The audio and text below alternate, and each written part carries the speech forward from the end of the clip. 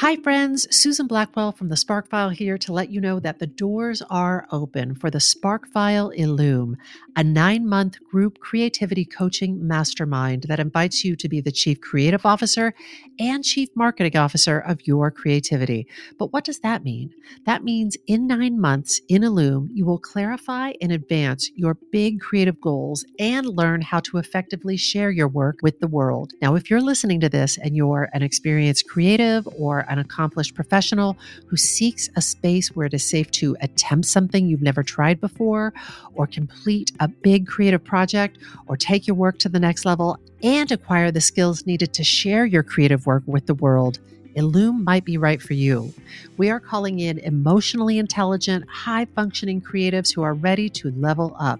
You can find out more by going to thesparkfile.com/Illume, but do it now to find out if Illume is right for you and to save with early bird discounts. That's thesparkfile.com/Illume. Take a leap, take a risk. Go to thesparkfile.com/Illume and join us for Illume.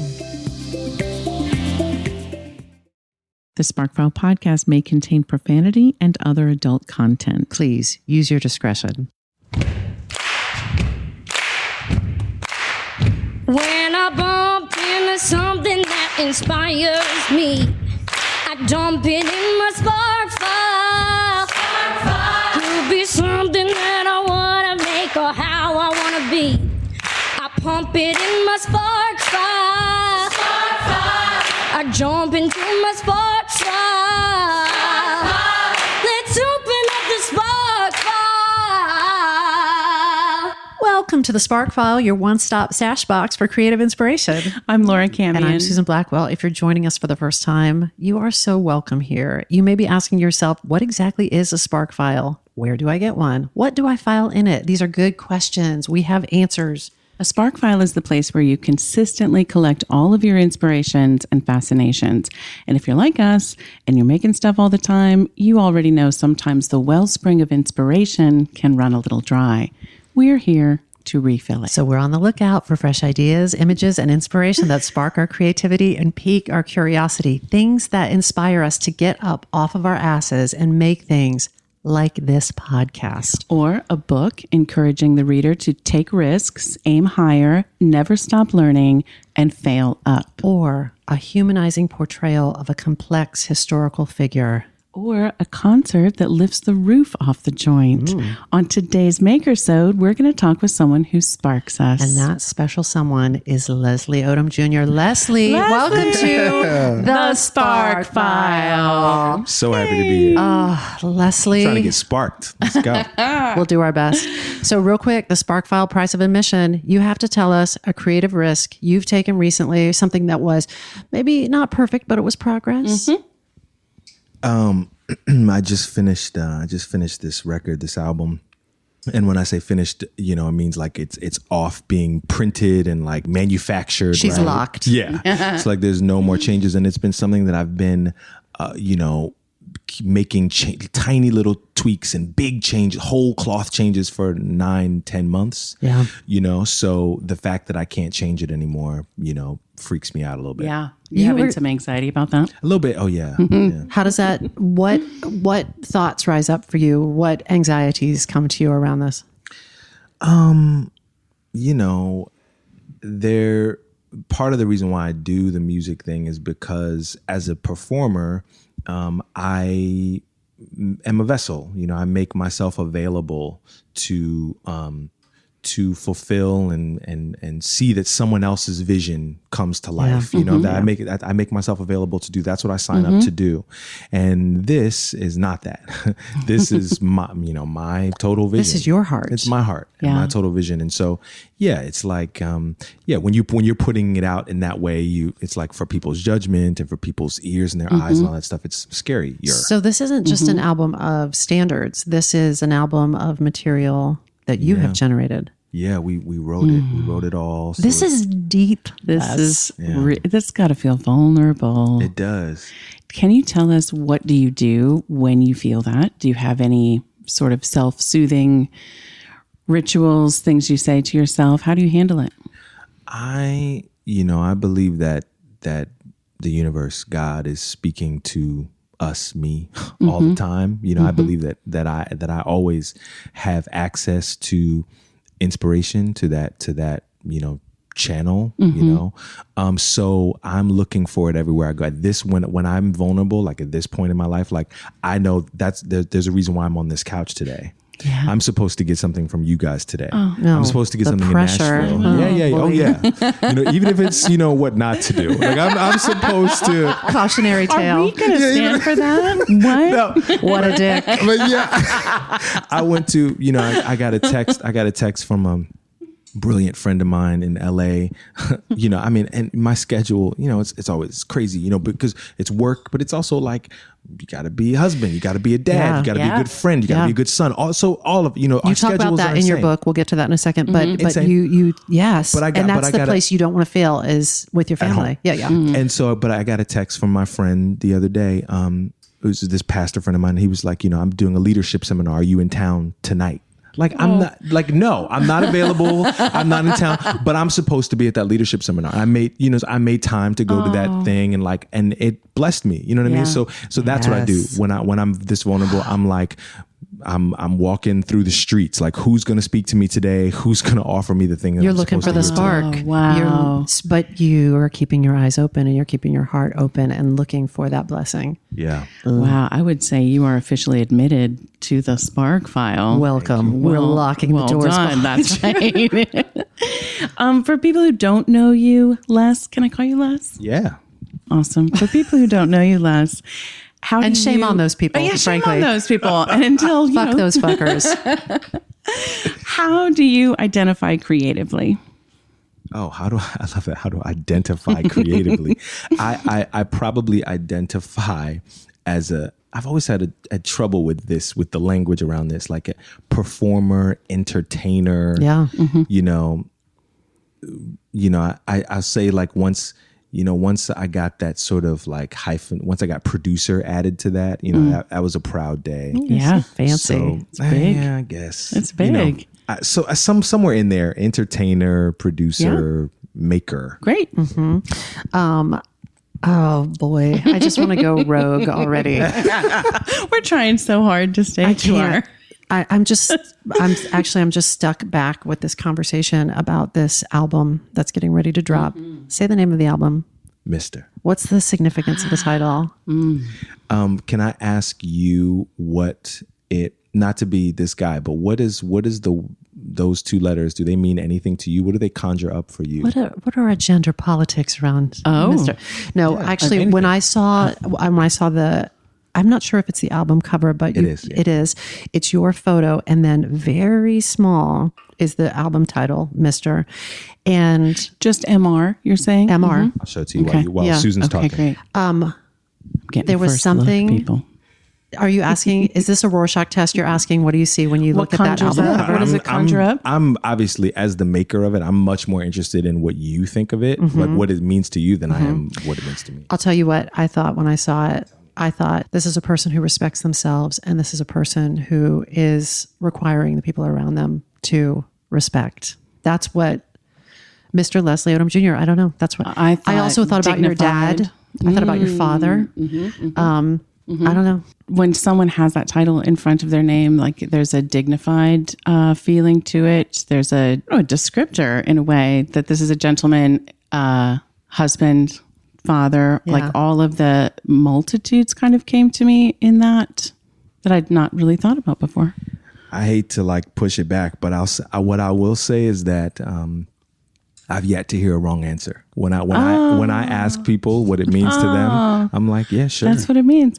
But what did it mean to you when you decided on that? I also like it because I like it because it's also very small and it's graphic. Yeah. Do you know what I mean? It's just two letters. It's two letters. Not even the period. Did you have a conversation about whether to put the period or not? There was a conversation about period. Ooh, I want to know. There was major conversation about the period. It's how I intended it to be, but yes, I had to have some discussions with people about the period. You're like, we're not putting it there. Yeah, they're like, yeah, but what if people think it's myrrh? I'm like, well, then it's myrrh. But come on, then it's myrrh. It's myrrh. Come on, could be. The album's called Myrrh. That's what. Maybe I don't know, but come on. What's the spark in there? What was the spark for that? It meant something to you. Obviously, you knew strongly enough you didn't want that period.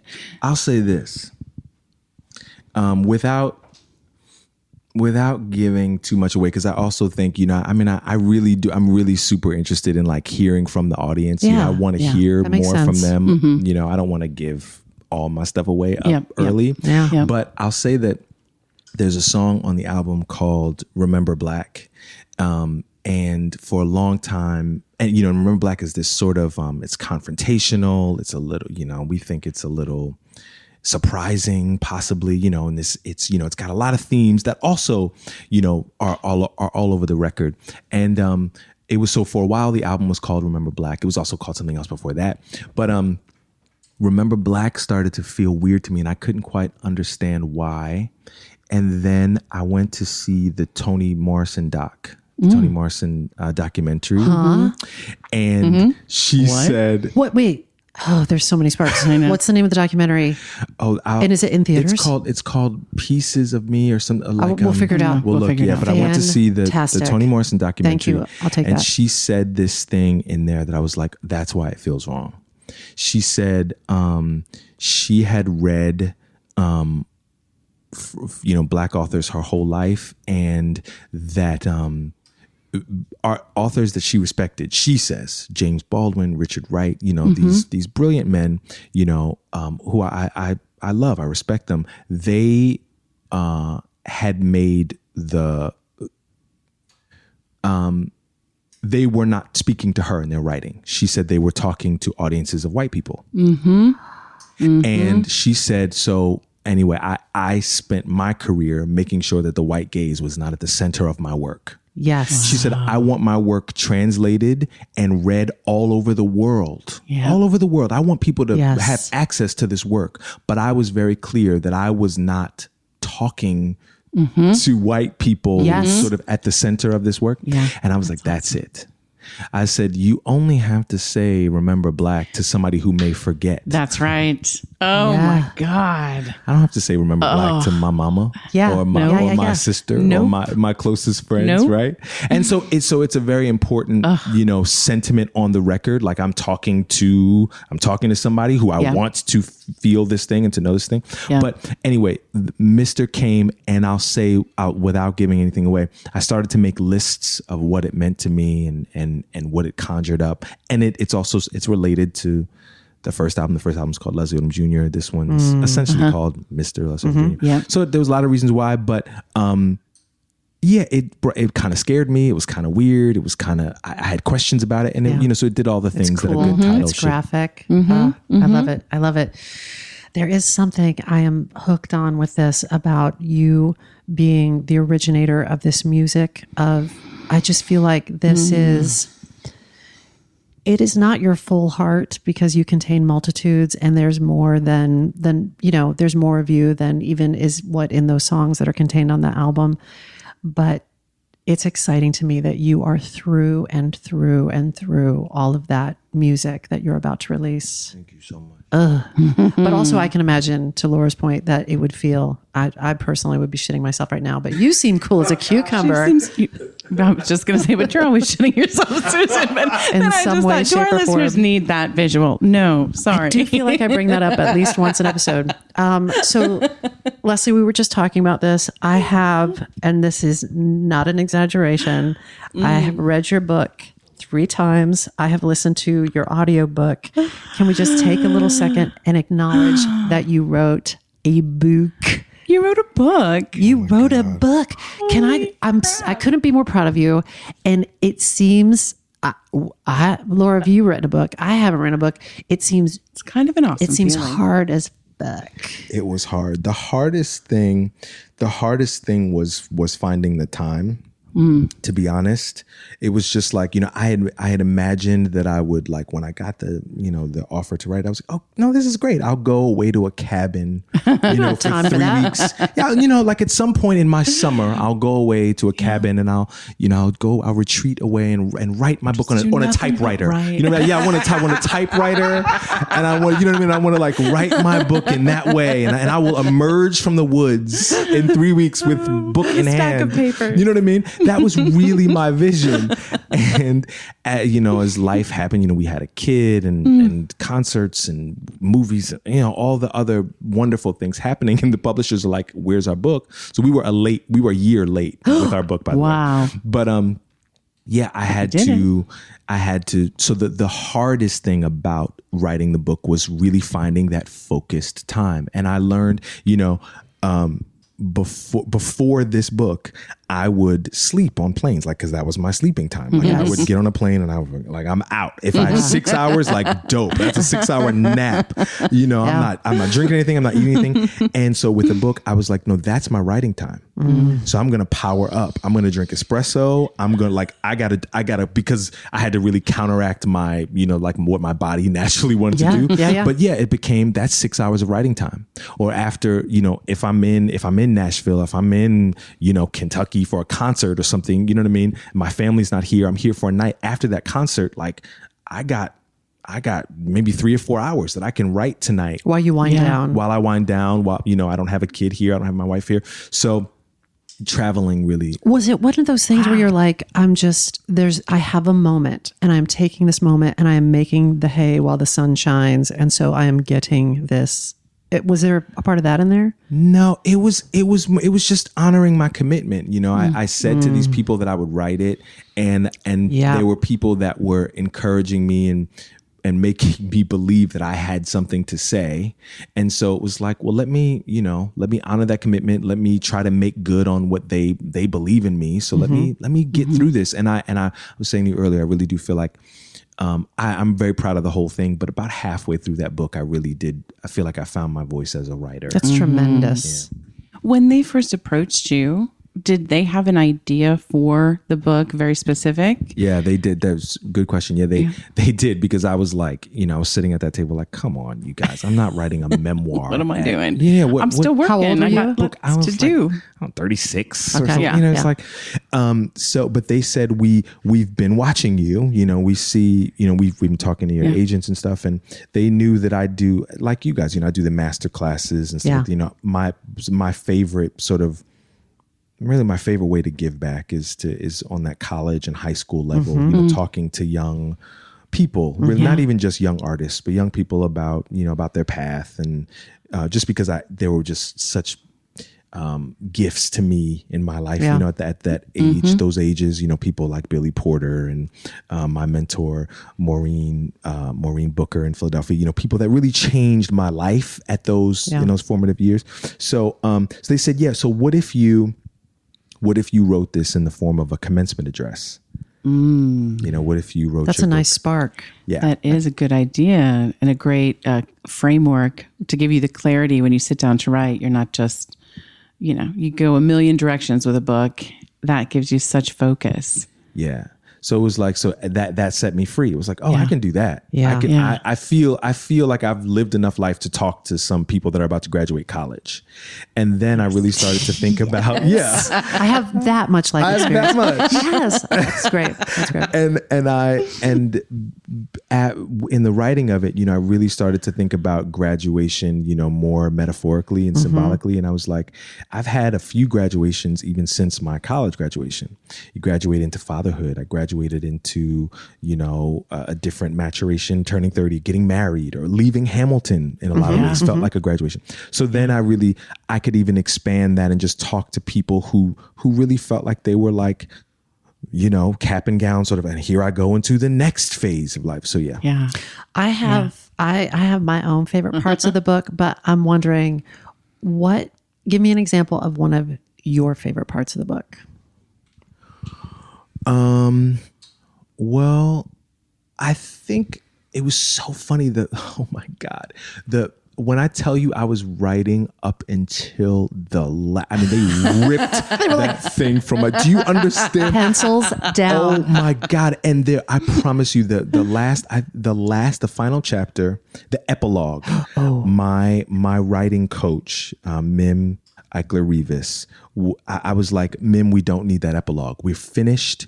Like we're it's due in the morning. Like the book is due in the This makes morning. me throw up in my mouth. Yes, it's due in the morning. Yeah. I need tonight to just reread it and edit and stuff. I don't think we need that epilogue. And Mim was like, I know you don't think we need that epilogue. I think we need that epilogue. She was like, your book deserves an epilogue. You've come so far. I feel like it'll make a difference. Can you just push through and write me this epilogue? And I'm like, I can't, but I will try. And I stayed up through the night. I stayed up sitting at my dining room table. I stayed up through the night to write. It's probably about 4 pages. Yeah. The epilogue is 4 pages about sort of my experience in Charlottesville when I went to UVA. Yeah. And it was the last bit. You know what I mean? It was the last bit of juice that I had left in me. It was also the culmination of everything that I'd learned from writing the whole book up until that moment. That's probably my favorite. You left it all on the dance floor, baby. We were doing another interview with we're finding like themes run throughout a lot of these conversations. And someone else, Sarah Bareilles, was saying, I did not like the process of this thing. I actually hated it. I didn't think I could do it. And then ultimately in the end, she was like, it's my favorite thing. And Was she talking about Waitress? Yeah. Was she talking about She didn't like it for a year and a half. She didn't like it. It's an awful process, especially for someone like that. Yeah, it's a terrible process. She hated it. Yeah. And then, but I was like, wait, hold on a second. Didn't you just say that's your favorite thing you've ever made? And she was like, yeah. And that's your favorite part of the book. And I just think it's so interesting for people, again, to like, for anyone listening who thinks like this creative process, if you're into it, it's flowers and rainbows and it's just magic. And, we all love creating so much. It can be painful. It can be hard. It can cause you to push yourself just a little bit further than you thought. And there's the reward. So beautiful. At the leadership seminar the other night, Teray said, don't you understand yet that I'm paraphrasing, please forgive me. He's much smarter than Is this the one you showed up to? Yes. Okay. He was like, don't you understand yet that your reward for passing a test is the next test. The next harder test. That is your reward. Teray, you're killing me over here. He said before David fought Goliath, he fought the lion first. The lion prepared him for the bear. The bear prepared him for Goliath. He said the tests get you don't even bigger. Get in the ring with the big guy until you do these things. You know what I mean? And so wow. It's like, every step for me, it's been, it's proven true for me too. It's like, they're always harder. They're always harder and bigger, and they require more of you. And you're so grateful for the thing before because you're like, I'm prepared for this. This is the hardest thing I've ever done. But the lion prepared me for the bear. Wow, I love that. One of the many topics we're obsessed with on this podcast is how to process creative failure. You wrote a whole book on this, so I think you might have some words for us. Can you talk about one of the biggest failures or perceived failures in your own mind? How that challenged you, how you processed it? Yeah, it's going to sound like a brag, but it's not. Okay. I graduated from Carnegie Mellon University, School of Drama, one of the very best. Prestigious. Very prestigious. Wow, we said failure. Wait. I graduated with honors, right? And I was very sort of proud of that. And, I did well in school. It was very important to me. It cost a lot of money for my folks. And so I wasn't there dicking around. Yeah. You know what I mean? Can I just sidebar this? Who handled that debt? Was that your debt or their debt? My debt. My personal debt. That's interesting because your parents pushed you so hard and then you carried that debt. Go ahead. Yeah, they took care of their bill while I was there. So they took care of part of it while I was there, but then all the loans I took out, I paid my own loans. Got it. Okay. So I took it quite seriously, and I was aware of that. I knew that was the deal. So I'll say, I went to LA. I worked right away. I got a job. I was in LA for 48 hours and I had a job on television. Yeah. I was on CSI Miami. Still kind of braggy, but go ahead. Okay, wait. It's coming. It's still, I got to tell you, still feel a little. Okay. and then I got another job on TV, and that's it. You know, that's really it. This story's been How'd you great. process that? This has been the Spark File with Leslie Odom Jr. So, early success. Lots of said I'm like 24, 25 when I start to see. I had a little community out there. I started to see classmates of mine, coming into themselves a little more. And I'll say this. I mean, I somewhere in me, I had a thought, I got really tired of other people's work inspiring me and not my own. Oh boy. And so there was somewhere in me that I had resigned myself that, well, I don't do that kind of thing. I don't do this. I'm not special like that. Like my you're just a utility player? Yeah. My friend Audra May or my friend Josh Gad or my friend, these people, they're extraordinary. Yeah. You know what I mean? They're extraordinary. They do something else. I do, this thing. And so I'll say partly because of my education and because of how I'd processed my education, I was used to being a good student. Yes. Getting A's, doing it right. Yeah. And so there's no risk involved in that. That's right. There's no risk involved in that. There's no, but there was no, failure was not an option, right? So like there was no room. So you're not taking swings that would come anywhere near failure. Yeah, because I'm coming into book, right? When I would go to audition, I'm coming into book, right? Yeah. So I'm going to do it right. Yes. I'm going to hit the mark. I'm going to say the lines perfectly. I'm going to do it right, and it worked for me. And I'm about 25 years old, and I'm like so fucking bored with my own work. I'm ready to quit because this is it's lame, and it's. I'm working all the time, but nobody's inspired by that shit. Yes. So you may be working, but you are, these are my words, not yours, but a little dying inside. Oh, yeah. Mm-hmm. Yeah. And so I got an audition and, it's in the thick of this thing. And I committed to myself. I said, this is going to be the first time in my adult life that I am committed to failure. The win on this audition is it was a big, broad comedy. If they call my age, and I had a sort of a wacky take, a movie. I had a wacky take on this role in this script. I said, so if they call my agents and they say, he was fucking terrible. Don't ever send him in here again. We don't want to see him for anything ever. When he came in here, 100% shit the bed. Yes, it was disrespectful. It was like, what did he read the script? How very dare you? Yeah, how very dare you send it? Yeah. I said, that is my win. That is my win. That's a pants shitter right there. That was my first time. I said, if I didn't tell anybody I was going to do that, but I said, that's how I'll know that I did this right. If and I'm going to defend myself again. If my agents drop me, and you're 25, so you think the world's going to crash if you, you know what I mean, have a bad audition. Like that, So it's like, I'm going to defend myself. I'm going to say, look, you guys, I booked for you. Like, this is the first risk I've taken. Like, back off or drop me. You know what I mean? I prepared myself ready, and said all that to say, I ended up testing for the movie. I didn't book it. Wait, Leslie, but they did not throw you out. They did throw me out. But what my eyes are rolling out of my head. But what I'll say is, when I tell people that story, it's not braggy. What I say is that the lessons of my life have shown me, and I believe everybody's life is a book of the Bible. You know what I mean? Like Book of Susan. But you know what I mean? Like, it's like the testimony of your life is like, it preach to me, like, tell me what you've learned from your life that's going to help me. And so for me, that lesson was like, it was the risking.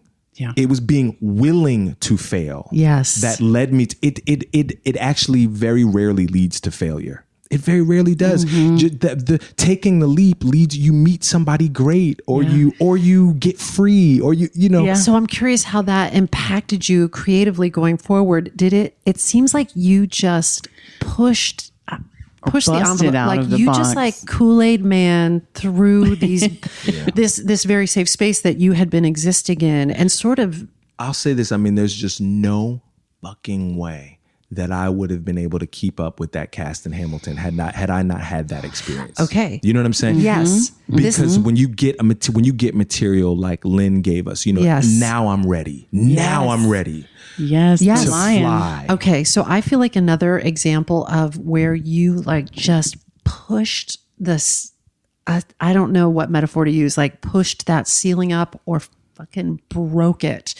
In the book, you tell this story about doing a show that was created and directed by your friend and mentor, Billy Porter, where he really pushed you past a performative comfort zone. Will you tell us that story? Because that story, I feel like that you lived it, and I feel like it broke boundaries for me.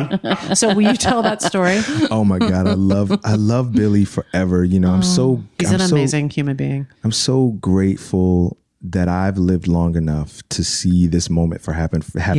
I'm so grateful that he's lived long enough to see this moment happen for him. I mean, we just did not, y'all, 5 minutes ago, like a man showing up on a red carpet in a dress. Yes. It's just like, it was, what? Yeah. And like he does that and it changes the world for him, for everybody. It changed the world, just like standing in who he is. So, when I met Billy, I met Billy at one of his darkest moments. Really? Yeah, he came back to Carnegie. Billy was probably in his early 30s. He came back to Carnegie and taught an 11-week class when nobody, this is pre-Kinky Boo, like Billy couldn't get hired in New York for a good decade, you know? And what he did during that time was like, shit, I'm gonna write, I'm gonna direct, I'm gonna try to create opportunities for other people, I'm gonna go teach, I'm just gonna try to figure it out. You know what I mean? And he came back to school and changed my life. So anyway, he had written this role for me. He'd written this role actually for himself. God, I love him. He'd written this role for himself and he was having his vocal problems and stuff. And like, he was like, I can't really sing this anymore. And so like, I want you to do it. So he handed me the thing that he'd created for himself. Wow. That's a big gift. Yeah. When somebody, when somebody makes something for themselves, they're giving themselves the good stuff. They put it all in there. As a maker of some things for myself, it's that's a extremely generous act. That's the thing. So he's special to me forever. So it was this review of Sondheim music rearranged, So one of the things, when you're working with a hero, Billy was my hero. Yeah.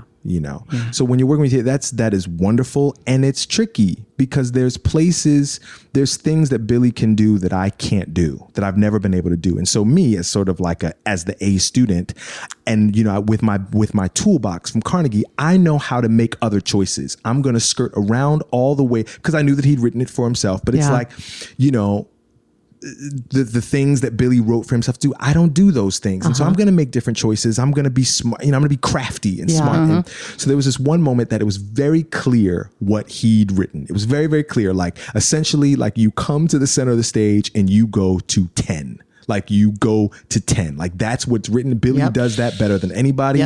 Like he knows how to come to fucking 0 and go to 10. You just go out and rip the fucking roof off. Right. That's what you do. Yeah. I don't do that. This is what I'm 20, I'm 20, whatever.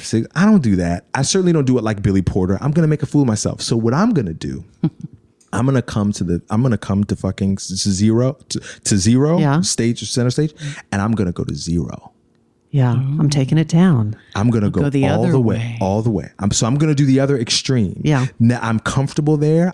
It's intellectual. It's smart. There's value in that. Yes. Yeah, I can make this work. Right. And so Billy let me do it he let me do it all through the rehearsal process. He let me do it, for the first couple previews. And then he started just like, show me something else.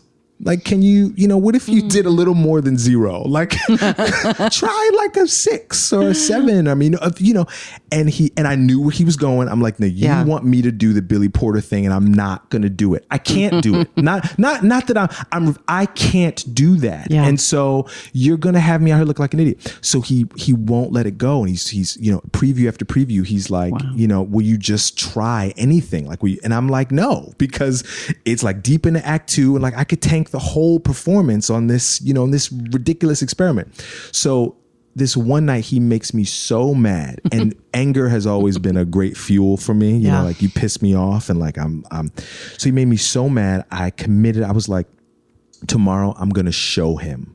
I'm going to show this motherfucker. I'm going to go. He wants me to go to 10 because he's saying he wants me to go to 10. I'm going to go to 17. Wow. And show him that this is stupid. That I'm going to fail so hard. Yeah. That's right. At your request. There you go. Yeah, at your request. Now we've done it. Yeah, now you've done it. So you're going to ruin the show.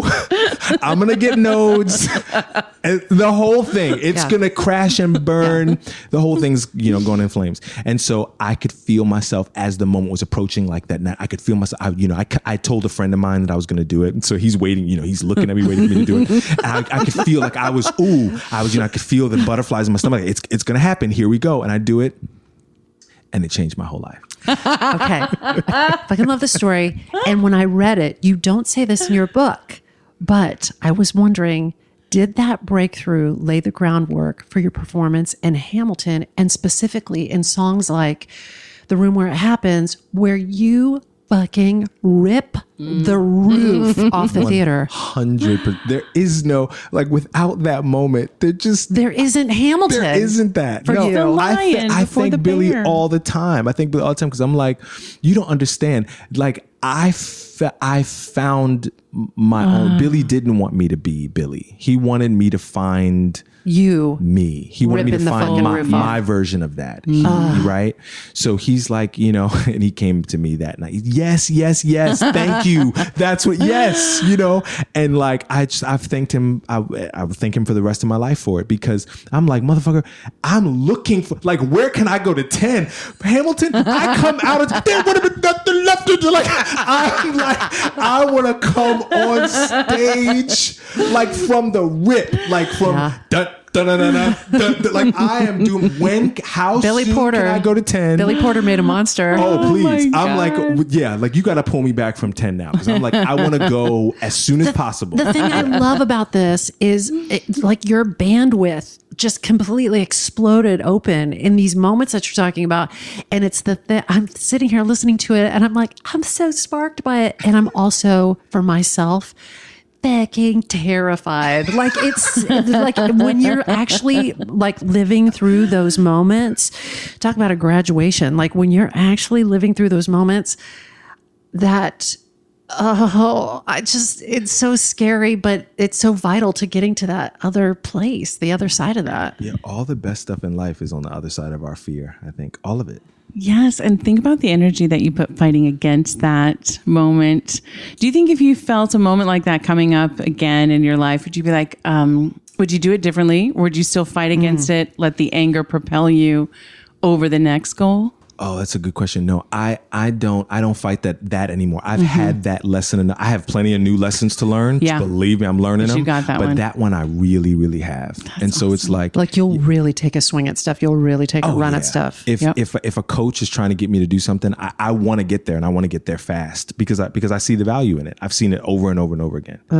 Make out with me, Leslie Odom Jr. So good. Due respect to your lovely wife, Nicolette. Hi, Nicolette. Leslie, when you reflect on your personal life so far, from birth to now, is there a line of demarcation for you, an event or a chapter or moment that you think defines your life before that and your life after that? Yeah, my fifth grade world history teacher, Mrs. Frances Turner. Ooh, tell us about Mrs. Turner, please. Well, I had very few, all of us, I had very few Black teachers in my formative education, so you can count them. So they're special one way or another. You remember them, or, That's right. Whether it's very few male teachers too, I remember the men that I had, so Mrs. Turner was, my fifth grade teacher, and we did not get on right away. We did not. She was stern and sort of humorless. She seemed humorless and joyless, and I hated her class. It was just not fun at all. Hated her class, even at 10 years old, it troubled me that I hated my one Black teacher, but I hated her class, and so I would act up and get in trouble. And she called my dad in for a teacher parent teacher conference before school, and I was like, oh shit. And so this isn't good. Yeah, and I wasn't allowed in the room when they had their. No. Dun, dun. So I thought I was gonna be like, so I was like all like prepared to go in like with my dad, like what is she gonna say? Little lawyer. Yeah, right. And fucking, his hand goes on my forehead, like sit here, and he goes in and talks to Mrs. Turner, and he didn't talk to me that when he came out. He was just like, talk to you at home, see you at home. He was in there for like a half an hour. No. Okay. Oh, so I go through the whole day. I mean, like hating her more. What did you tell my dad? And so later that night, he didn't even tell me what she said, but what he said to me was that, I've always, this, I've always let you have a side. I've never taken somebody's word solely against yours. I'll hear what somebody says about you, something that you did, and then I'll ask you what happened. Tell me your side of the story. And he said, with Mrs. Turner, you don't have a side. Ooh. He never said that. With Mrs. Turner, I take her word over anything you say. What? Do not let this woman call my phone anymore. Like, I don't want to hear about you acting up in Miss Turner's class anymore. That's the end of it. And I respected my dad enough to know, I mean, he'd never spoken to me like that about a teacher before. My dad trusted Mrs. Turner. And so I knew I could trust her too. Wow. And our relationship changed. We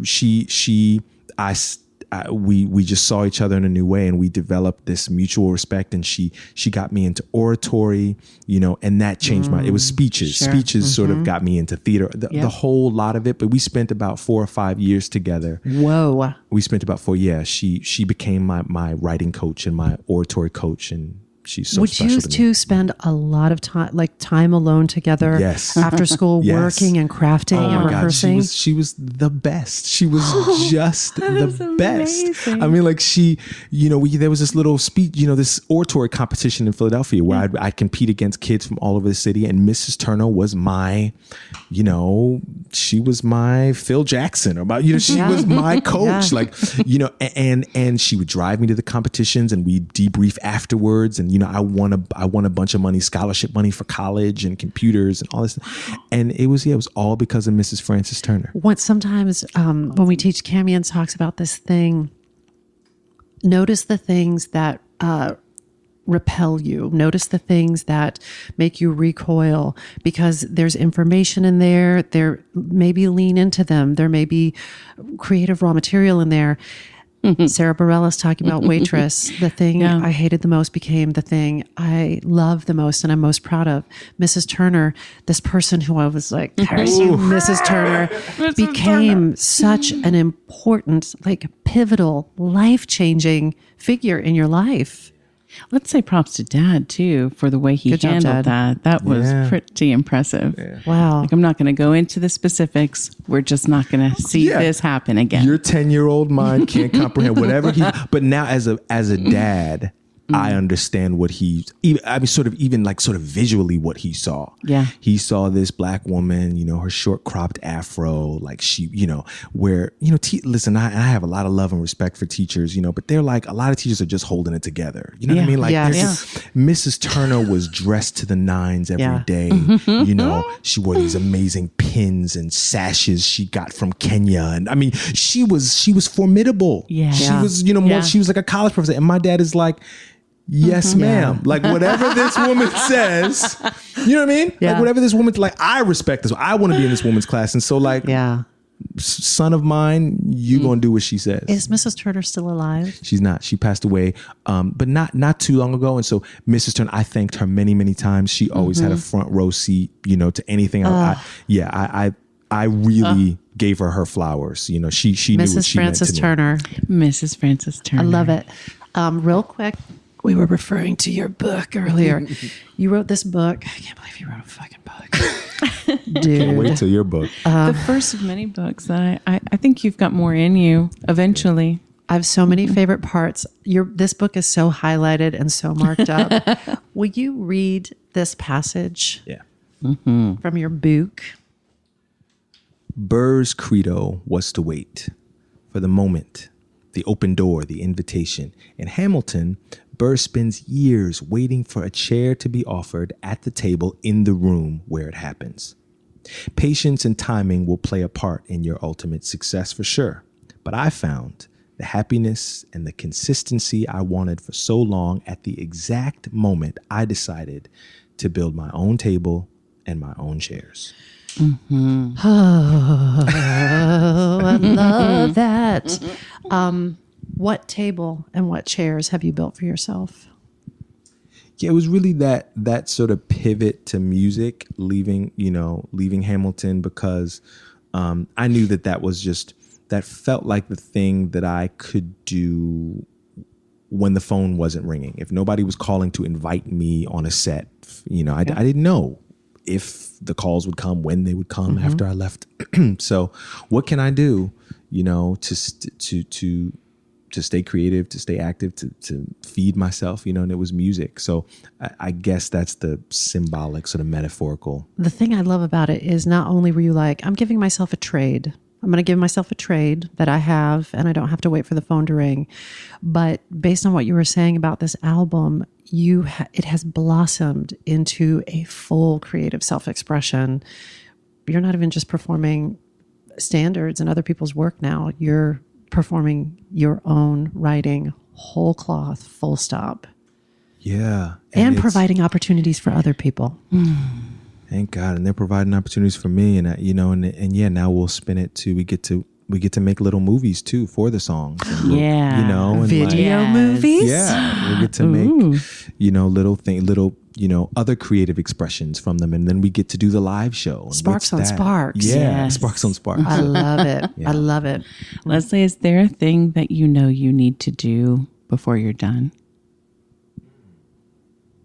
You've done a lot of things. I keep doing them. I'll say that. Like this was one of them. Yeah. Right. Like this, an album of original music. And so like, God forbid, I don't want this podcast to come out like, in remembrance of Leslie Odom Jr. God. Like I want but you do on some, tell me I'm not the only one, on some level, right? Sure. I mean, I know Lynn thought about it, or, I know collaborator friends that think there comes a point in the process where you're like, if I died now, like if I died now, it's okay. There's a point in the creative process where you're like, I can't die right here in the story because it's not finished. It's not done. You know what I mean? And then there's morbid. I know I'm talking to some people out there. But this is Jonathan Larson. You are. There comes a point where it's like, okay, I don't want to die now, but if I died right now, like, yes, I'm good with the period, the completion of this statement. So the next sort of scary thing, I've got that in mind, what that next scary thing is, but the album just having been finished like, a week and a half or so ago, take some time. I'm like, if God forbid, I was to, if for some reason I didn't get to do the next thing, like I'm good with this thing. Yeah. I love that. Yeah. But this might have been a thing you regretted. If you didn't do this, for sure, this would have picked at you. For sure, I would have regretted not doing it. If I would have just sung standards for the rest of my life, or jazz standards, or the American Songbook, which I love. The American Songbook. It would be tempting though, because you do it so beautifully, and I can imagine you receive a lot of adulation for that. But I love that you're like, yes, I can do that. And I push into this realm of full creative self-expression. It rocks my butt. Here's a question I'd like to ask Leslie Odom Jr. What does it feel like on the inside when you sing? I know what it looks like on the outside. I'll just use some human language. I find it transporting. I find it transcendent. And it feels like flight. But what does it feel like on the inside when you sing? Good question. I think it feels like when it's going well, to me, it feels like that, the moment when, if you're like putting together a puzzle and you like, oh fuck, there was that piece. Yes. Yes. You know what I mean? Like, Yes. oh, found that Yes. fucking piece. Yes. Yes. You know what I mean? Yes. Like, you're like, I'm gonna rest on that. Okay, let me just let's go get a snack. About that fucking, I worked hard today. yes, that fucking There. cloud, the middle of that cloud. Yes. So when it's going right, it feels like that. It just feels Like a click.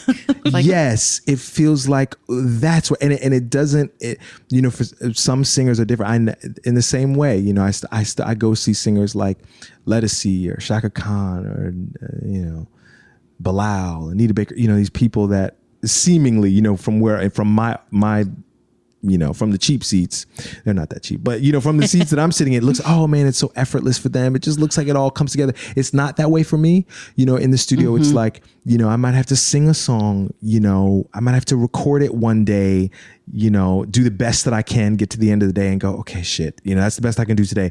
Go away, listen to it and go, a week from now, I've lived more life. I understand it better, but until it feels like that puzzle piece, anyway, I want it to feel like hand in glove, that vocal goes with that instrumentation, goes with those lyrics. That's right. And you feel it like click in that good, satisfying way. Yeah. We, felt, that probably yes. What were you going to say? Oh, well, I have, a couple of the Christmas album. I put out that Christmas album, and I love that album. That was a whole, but that was, that almost didn't come out. There was a label.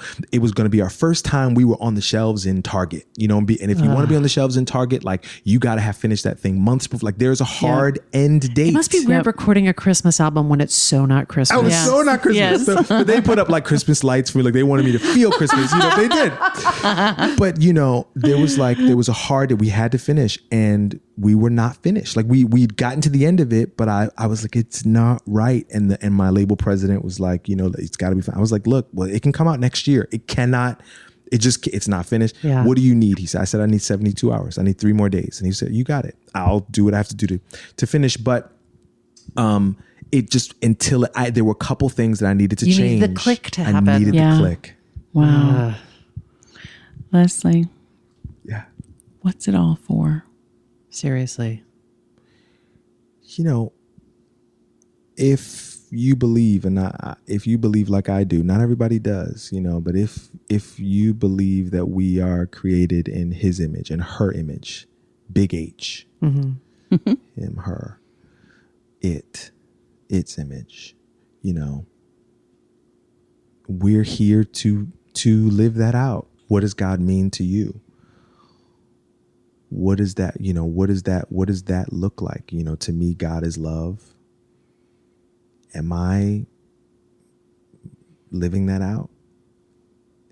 Is my path love? Is my, am I communicating with people in that way? Am I connecting with people in that way? God is a creator. Am I creating? I think that's what it's all for. I think we're here to live that big version. And I know that there are people that live. I also understand that there are people like there's the cashier clerk and the Foot Locker worker and my mom's a social worker. She works with the homeless population. And so like my mom doesn't get to stand on a stage and be applauded by 5,000 people. You know what I mean? Yeah. But in the same, she's living that God life too, as a social worker. Yes. It's the same thing. I think that's what my mom's here to do. She's there to be a manifestation of that love and of that creation, and to be the biggest version of herself where she is. She was that as a mother. She was that as a wife. She was that, she's that as a woman. My grandmother was that. Yeah. Oof, that's a good one. That was a good answer. That's a really good answer. Finally, Leslie Odom Jr. Les. What is your deal? That's not the question. What is your damn deal? Leslie, what or who is sparking you these days? Oh, my wife is sparking me. Oh, Your wife is sparking me too. My wife is sparking me. Nicolette. Watching what life and disappointment and success and motherhood and what life has, like, how life has seasoned her and made her work so deepened her work, and also she's also, because I told her early on, because my wife is the kindest person I've ever known. Oh, so kind. Wow. She's such a sweet person, right? But just a basket woven out of light and then filled with kittens. Okay. And I'm like, I'm not usually described in the same way. You know what I mean? And so, but I told her earlier, number one, God, I love that. I'm so attracted to that. But when me and you go, if we are going to go, I need you to come. Let's go. Bring it. You know what I mean? Don't retreat. Let's go. You got to challenge me. You got to come with it. And so 11 years of that, what that's done to her. She can get to me. She can really with this album, my God, she was so helpful to me, cutting through my bullshit and making me stay on task and making me honor the things that were important to me. So she sparks me, and my kid sparks me. She's just endlessly, she's just so fascinating to me. Watching her take in the world, put it together in her own little head, and then spit it back out in the way that in the way that her mind works is just the best. Does she? Do you sing to Lucille? She's not really interested in that. No. Does Lucille sing to you? She'll sing to me. What does she sing to you? Songs that she makes up. Sing me one now. Oh yeah. I mean, it'll be, just cutting bananas for her oatmeal. Cutting bananas. She's making strong original work. Yeah, that will be a little, and we'll start dancing, and that's our thing. Take it and make it. Anyone cutting banana song is now here. Take it and make Take it and make Go it. ahead. You owe $1 to Lucille Odom Jr. Lucille Odom Jr. Correct? That's right. Thank you so much God. to Thank you our guest, so much. Leslie Odom Jr. That's it. Thank you. We hope that this put another bunch of sparks in your file. If there is a spark you'd like us to explore, or if you've taken a spark and you've fanned it into a creative flame and you'd like to share that, please email us at thesparkfile@gmail.com or submit it through our website.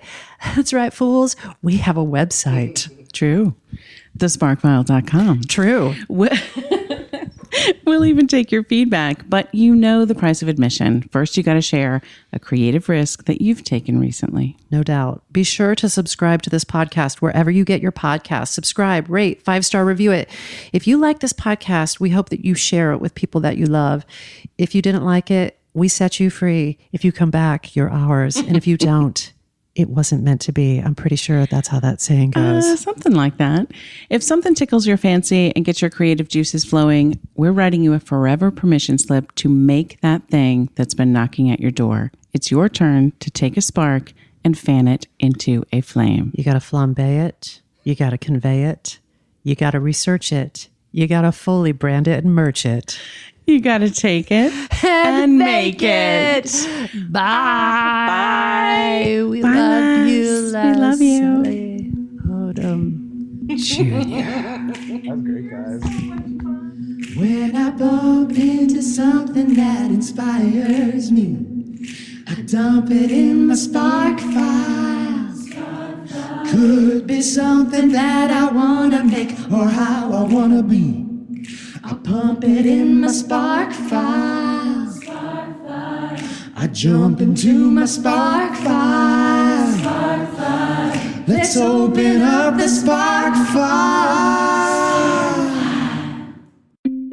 Hi, friends. Susan Blackwell from the Spark File here to let you know that the doors are open for the Spark File Illume, a 9-month group creativity coaching mastermind that invites you to be the Chief Creative Officer and Chief Marketing Officer of your creativity.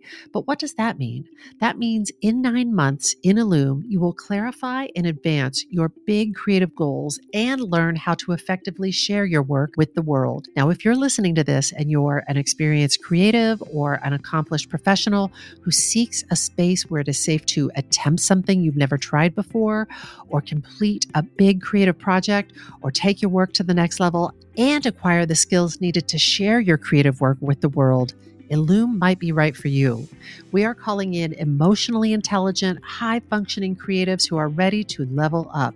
You can find out more by going to thesparkfile.com/Illume, but do it now to find out if Illume is right for you and to save with early bird discounts. That's thesparkfile.com/Illume. Take a leap, take a risk. Go to thesparkfile.com/Illume and join us for Illume.